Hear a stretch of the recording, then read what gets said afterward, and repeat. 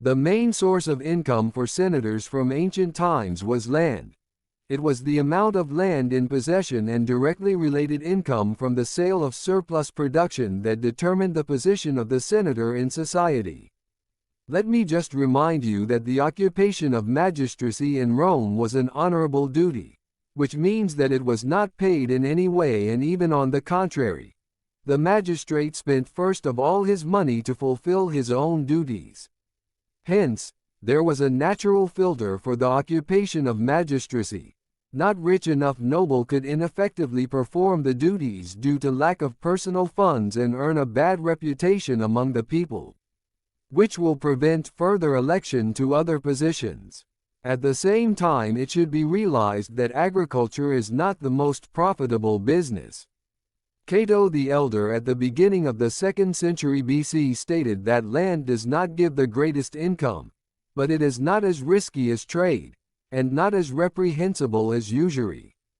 In fact, landowners found themselves in a similar position as the owners of modern joint stock companies. Their very valuable and expensive asset generated profits 10 times less than the value of this asset, and therefore they had much less free money on hand than the census lists, where the value of all the real estate in their possession was taken into account.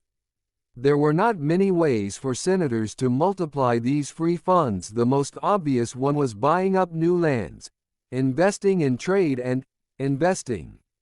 Everything is clear about land, but trade is much more interesting. In Rome in the 3rd century B.C., senators had a strong belief that a patrician could only make money from land, and that trade was an occupation for the plebs. But because of Rome's inclusion in international trade, some senators begin to look in that direction. They buy ships, hire crews. And this is very much disliked by the supporters of Roman traditionalism, who drown for the Roman spirit and the power of the land. Especially they do not like it against the background of the unfolding war with Hannibal. And they conducted through the Comitia. Law Claudius actually prohibited maritime trade for senators. If you want to engage in trade, you have to lose the opportunity to be a senator. Owning ships now for a senator's family could cause disfranchisement and thus be dangerous. Does that mean senators didn't invest in maritime trade? No, because there was a safer way to make a profit without breaking any laws: investment, or rather usury. Usury is a funny situation. In Rome, there was hardly a more reviled and more widespread occupation.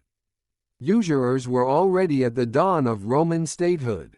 This occupation was practiced by representatives of different strata of society, but mostly, of course, those who had money, patricians and horsemen.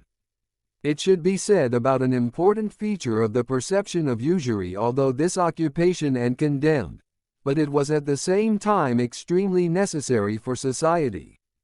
That is why respectable people, although engaged in this trade, but usually through other people, clients or freedmen, so that their reputation did not suffer. A multi-stage scheme was created, where, for example, a senator lent his client a sum of money at a certain percentage, and the latter already lent this sum to other people with his own markup. Formally, the senator was not involved, but in fact, everyone knew who was making money. At the same time, the negative attitude in society to usury was caused by its, to put it mildly, predatory nature, as in modern microfinance organizations, where 100% annual interest is not the limit. The state, which was governed by senators, many of whom actively lent at interest, nevertheless, for the stability of this very state, had to periodically pass laws to set the maximum interest rate.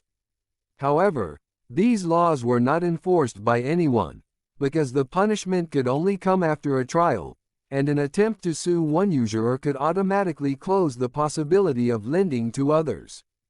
That's how it turned out that the problem persisted even after the Senate in the middle of the 3rd century BC banned any interest on loans at all, because the punishment was only a fine. And so the authorities of Rome had to write off part of the debt every few decades to reduce the credit burden on the population. It didn't work for long, but no one wanted to fight the necessary evil seriously. So, why have I described all this in such detail? Since senators cannot own ships, but can invest, some of them, such as Cato the Elder, lent sums through their freedmen and clients to traders for a small percentage of the profit. Formally, Cato had nothing to do with trade, he just lent, and therefore it was impossible to attract him for violation of the law.